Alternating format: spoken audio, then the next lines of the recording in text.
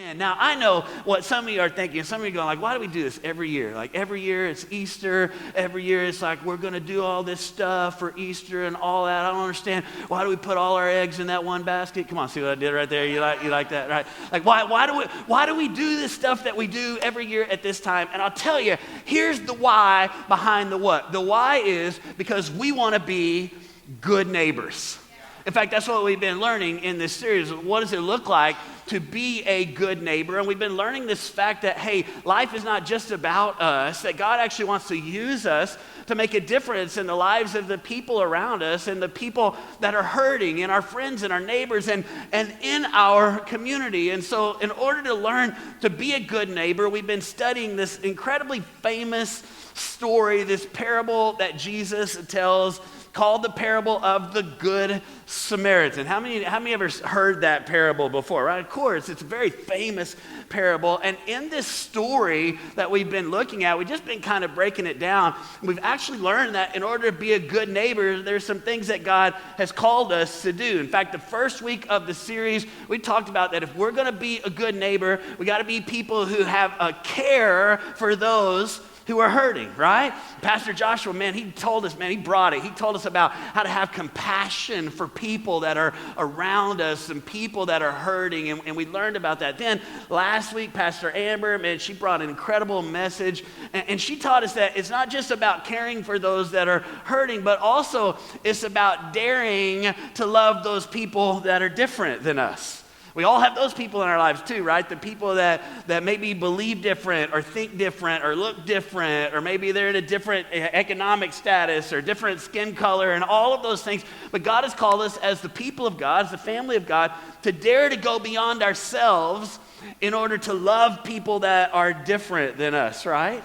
Now today what we're going to learn is that we're not just called to care for those that are hurting, and we're not just called to dare to go beyond ourselves, but we are called as the people of God to prepare, everybody say prepare, to prepare a place where everybody can feel welcomed.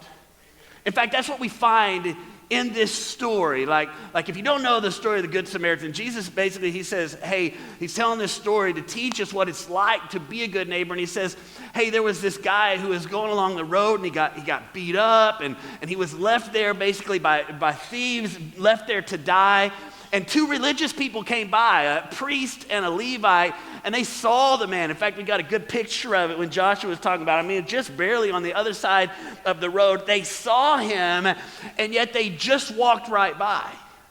But there was another man, a Samaritan man, a man who was different than the Jewish man that was there. And when he saw him, he had compassion on him. And he dared to love him even though he was different than him. And then he picks him up. And I want you to see what happens in this passage in Luke chapter 10. I want you to notice what we see. It says, and the next day he took out 2 denarii and gave them to the man at the inn.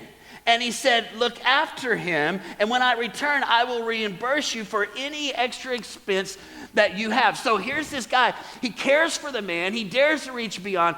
But then he picks him up, puts him on his donkey, and takes him to an inn. And there we see another man in the story. See, here's what happens a lot of times is that we only look at the Good Samaritan, who of course was a good neighbor. But there was also another good neighbor in the story. It was the man at the inn. The man who had prepared this place so that this other man who was hurting could come in and could be received and could be loved and could find healing. And here's what I want us to see today is, yes, we're called to be good Samaritans, but we're also, as a church, called to be good innkeepers.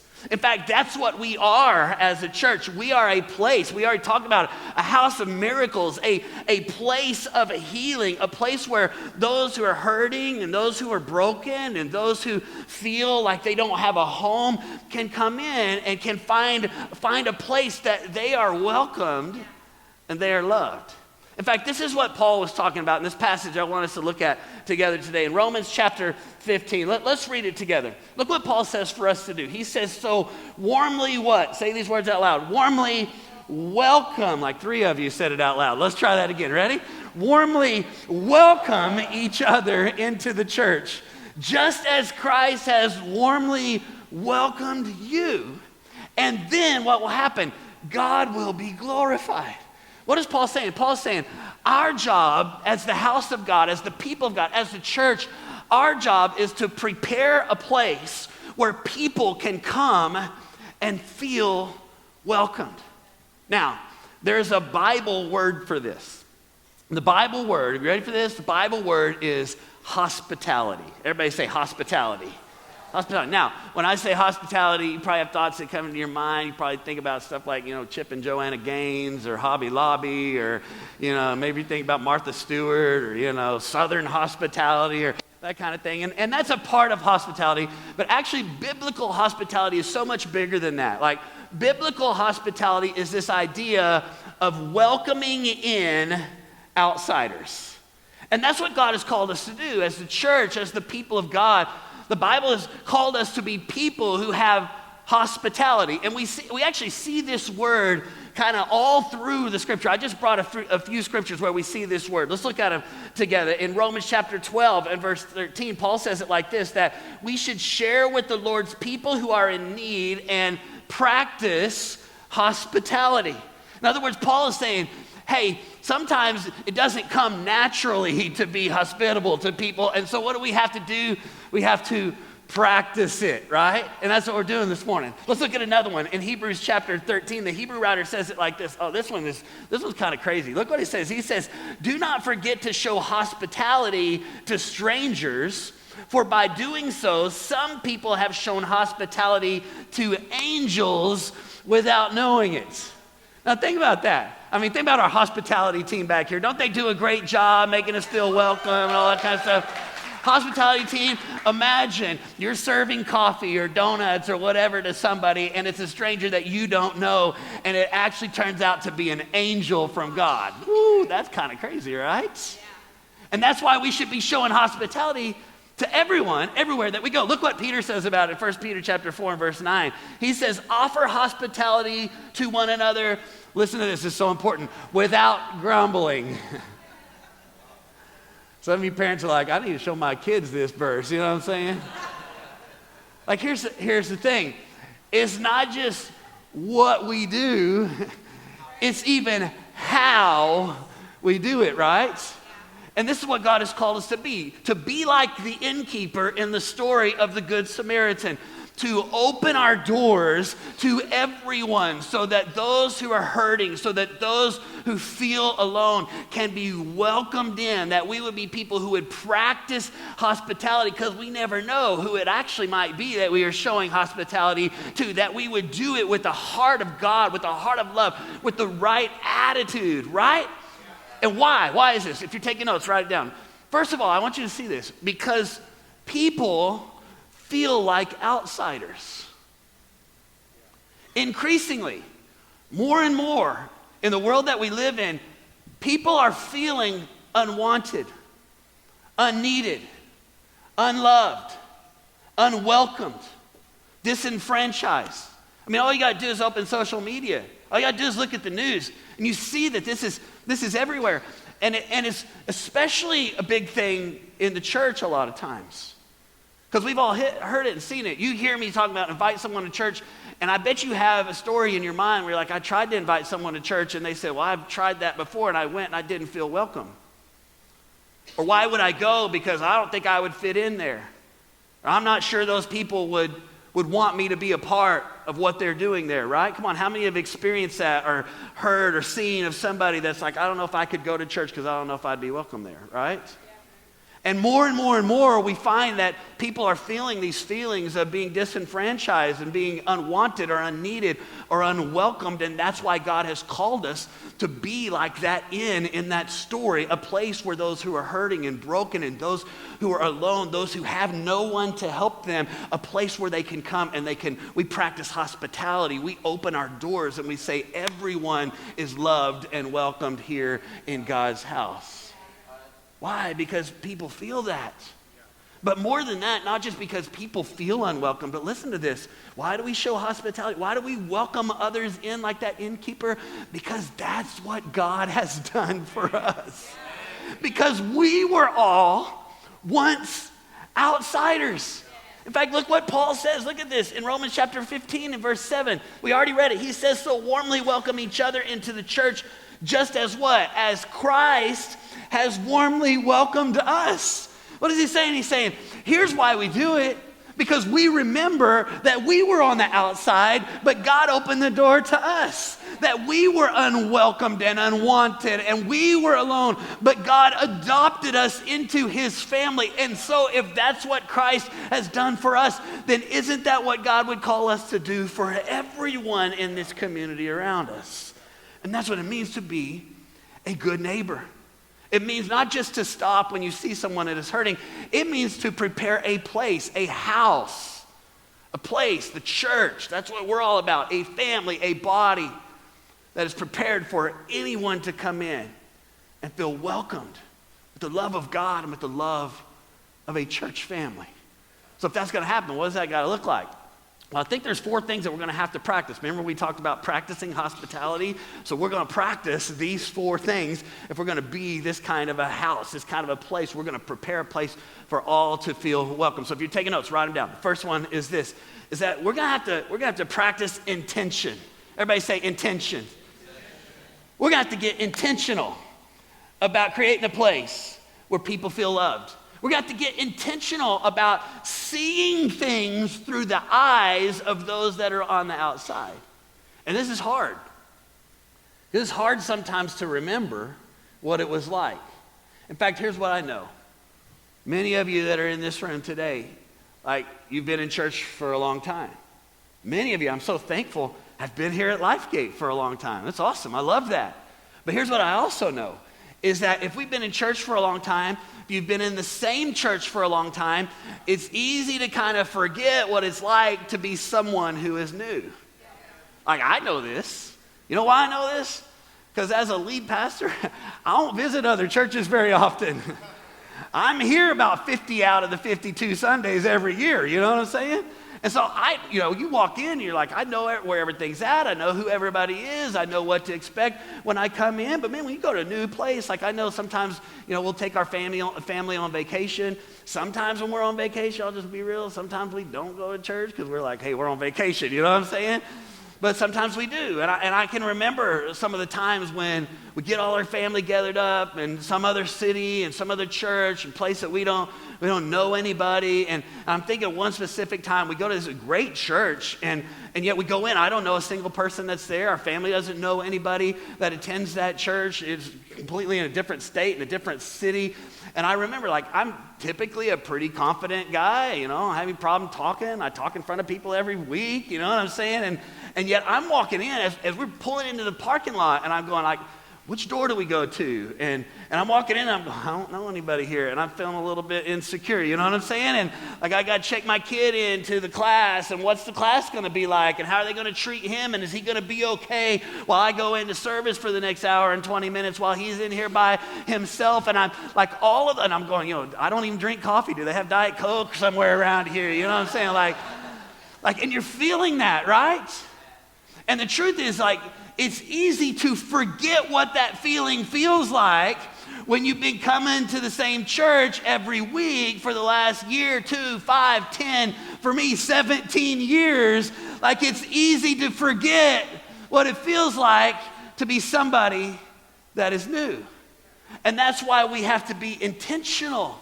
We have to practice intention. We have to start seeing things through the eyes of what we call it here at LifeGate. We call it seeing through the eyes of the one. And the idea is what about the one? It's the stories in Luke that Jesus tells. He says there was a guy it was a shepherd. He had 100 sheep and one was lost. So he left the 99 to go and find the one. And there was a woman who had 10 coins and one of the coins got lost. So she lit a lamp and spent all night sweeping the house looking for the one coin that was lost. There was a man who had 2 sons, and one of the sons was lost, and the father's heart was broken until that son came back. And that's our heart here, is to go, what about the one? What about the people in our community that are like that lost sheep, or that are like that lost coin, or that are the lost sons and the lost daughters, that we want to see everything that we do here through their eyes. We want to remember what it would be like to be a one and to walk into church and to drive into the parking lot, and we know where to park, but they don't.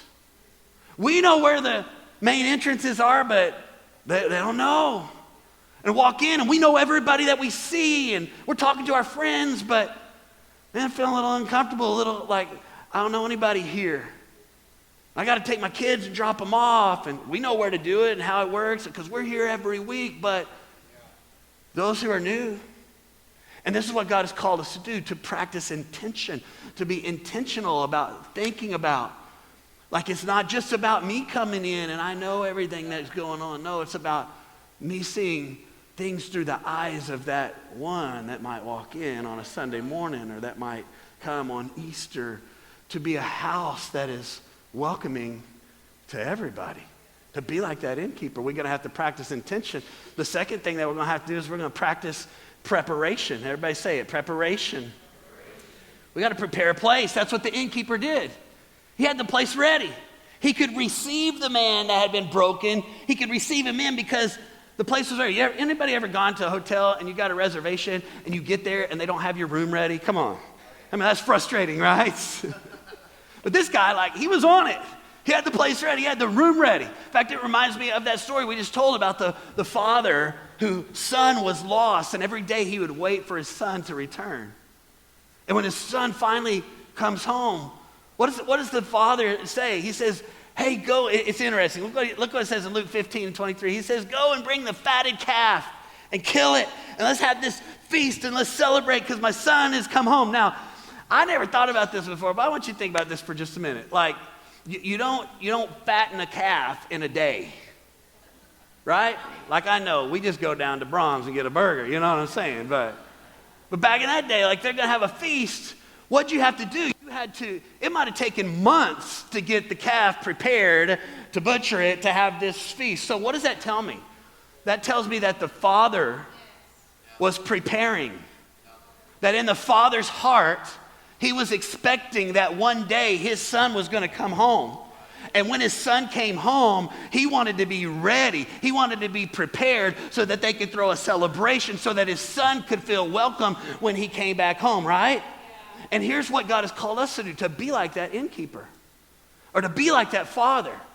That every time we come together, we are preparing a place because we are expecting for ones to walk in the door and have a moment with God in their life to be changed, for the lost sons and daughters to come home to Him. So we got to have a place that's ready. We got to have a place that's prepared. In fact, so that when they walk in, it's I don't know where to park. Guess what? We have parking attendants that are out there, and they got their cool green vests on, and they're directing traffic. But they're not just directing traffic. Guess what? Those of you that are on the parking team, you are the first greeters of the church.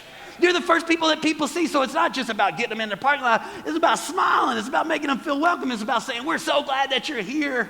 And they walk out of the parking lot. They don't know where to go. Where's the doors? We've got big old signs, and then we got people holding signs there saying, welcome, and you look good today, and dad joke zone, and all the little signs that we got. And it's not just about holding a sign or holding a door for someone. What is it about? It's about creating a place. It's creating an atmosphere so that people go, hey, I know it feels uncomfortable to come in, but somebody's there greeting me and making me feel maybe a little bit less uncomfortable. We got people at the stations that are ready to check in the kids. That, guess what? If you're checking in the kids, you're not just running a computer and checking. No, you're the next greeter to make someone feel welcome. And we got people on the production team making sure everything goes smooth so that there's no distractions from the message, and the worship team preparing an atmosphere, and people at the hospitality booth, and prayer team that's been praying all morning before and ready to pray with people. I'm talking to every person that is serving somewhere is serving to create a house, to create a place that is prepared for ones to be able to come to. Come on, I hadn't preached in a while. I get a little excited. This is what it's all about. Now here's the deal. If we're not careful, we just think that stuff just happens. You know? All that stuff I just said, we enjoy it just like a first timer. And yet we come in every week. Some of you are not every week, all right, once a month or something, but I'm just saying. It always makes it better if you just say, just saying, you know? But we come every week. And all that stuff's here. But can I say something? I might have to say just saying after I say this too, but that stuff ain't for insiders. And sometimes we just think, well, it just happens. It's just, no, it takes dozens and dozens of people every single week to make all that. And I didn't even say all the stuff. I ran out of time. I just didn't. And so here's my prayer, is that God's going to speak to some of your hearts and say, hey, I don't want to just that, because that stuff's not for me anymore. I'm on the inside. I want to get on a team somewhere. I want to be someone who's helping somebody find a place to park, or helping, greet somebody as they come in, or working with the kids, or serving on the production team, or serving coffee, or being on the prayer team, or whatever that, hosting online, so whatever that might be, because together we're creating this kind of place that's prepared for people to come in and their lives to be changed, and it takes all of us doing that. So that's my goal of today, is to challenge you. If you're not on a team, it's time. Come on, get on a team. And Easter's a great time to start, because we got more services and more people and more opportunities. In fact, we have our Life Team Rally that's coming up this Saturday. Everybody say it, this Saturday night. And here's what's going to happen. If you show up to the Life Team Rally, now don't just show up, you need to sign up first, all right? Because we need to know how much food to have and all that kind of stuff. But if you come to the Life Team Rally this Saturday night, we will give you for free $99 one of these shirts. Come on, how many like these shirts, right? And all you got to do is show up to the Life Team Rally on Saturday night. Some of you go, I'm already on a team, you get a shirt. I'm not on a team. You show up, we'll give you a shirt, then we'll put you through a whole process to get you on a team serving somewhere, because we want to be a place that prepares a place for those who are hurting. So we got to practice intention. We got to practice preparation. We got to practice number 3. We got to practice connection. Everybody say that, connection. Look at Romans chapter 15 again and see what Paul says in the Message. I like the way it reads here. It says, so reach out. Everybody say that, reach out. So reach out and welcome one another to God's glory. Just Jesus did it, and now you do it. I noticed this as I was reading it in the Message, that there's an action involved. What does he say? He doesn't just say welcome people. He says reach out and welcome people. That sometimes we're just going to sit back and just wait for people, and let's welcome them when they get here. What does it say right there? It says reach out to them. What would it be like if we came on Sundays and said, church is not about me anymore. Like, it might be about somebody else. And so maybe as I come in, like, instead of just, talking to my friend that I talk to every single week, maybe I look around and go, hey, maybe there's somebody here that I haven't met yet. I'm going to reach out to them and help them connect. Maybe there's somebody over here sitting by themselves. I'm going to go sit with them. Or I'm going to say, hey, you want to come sit with us? Maybe there's somebody who looks like they might be a little out of place. And you're going to go over and go, hey, my name is so-and-so. I'm so glad that you are here. Have I met you yet? If I haven't met you yet, or if I forgot your name, please forgive me, because we do that sometimes too, right? But what if we just said, hey, I'm not going to just wait for somebody to make them feel welcome. I'm going to reach out. I'm going to look for someone who feels like they may not feel connected or welcome. And I'm going to invite them in. When was the last time you went to somebody you didn't know? Here at church. And met them, asked their name, connected with them, tried to help them get connected with somebody else. In fact, I'd like to make a new rule at LifeGate. You ready? Now, let's not call it a rule. Perhaps it's more of a guideline. Those of you that have seen Pirates of the Caribbean, you know what I'm talking about. It's not a code, it's a guideline. I don't know what that accent is. I don't know. That's terrible. But here's the 3-minute guideline. You ready? The 3-minute guideline goes like this. What if we decided that the first 3 minutes that we arrive, or the first 3 minutes right after service, we're not going to talk to anybody that we already know. And we're just going to look around and find somebody that we don't know. Now, I'm not saying be rude. Hey, I can't talk to you. I already know you. No, I'm not saying that. I'm just saying, what if we said, hey, for 3 minutes when we first get here, because we get to see our friends every week. And if you're close to them, they're going to stick around after service for a long time. You're going to chat. You're probably going to go to Rose's and eat with them. And I'll probably see you there, So what if we just said, hey, I can do that after the first 3 minutes? But right now, I'm gonna be about preparing a place so that people feel loved and people feel welcomed, no matter what state they're in their life.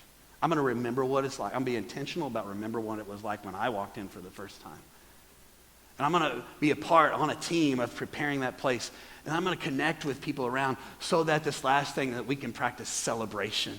What do you do when you lose something and you search everywhere to find it? Maybe you lose your wallet, you lose your keys. The other day, Amber, she lost her purse and she's searching around, can't find it. And finally, when she found it here at the church, and she called me and she was like, yeah, you know what I'm saying? I was so worried, but I found it, right? And isn't that what we do when something is lost, but then it becomes found? What do? We celebrate. We get excited. We tell everybody we know. And that's when we lost our wallet or our keys or our purse. Now multiply that by about 10 million when that's your son or that's your daughter or that's your loved one. And that's what happens in Luke chapter 15. When the son comes home, what does the father do? Let's celebrate. My son who was lost has come home. Guys, that's what we do every Sunday. Because think about it. When I give the invitation in just a moment, people raise their hand and they come to relationship with Jesus, and it happens almost every single Sunday. You know what? That's somebody's son. That's somebody's daughter.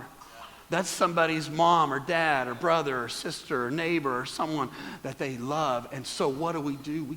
That's why every time I'm like, yeah, come on, let's clap, let's celebrate. Because people who are lost are coming home into relationship with God. And so this is what God has called us to do. This is why Easter we make a big deal and we have bounce houses and we do all the stuff, because it's not just about a celebration of a holiday. It's a celebration of lives being changed. And we celebrate here. We throw a party every week, right? We throw a big party at Easter. But more than that, heaven is celebrating. Because lost people are coming home. And that's what God has called us to do, to be like that innkeeper. That we would prepare a place together so that those who are lost and hurting and broken can find a place where they're welcomed and they're loved, and they can find healing, and they can find life. Thank you for joining us online today. Make sure and hit subscribe to this channel and hit the bell for more notifications. We can't wait to engage with you this week.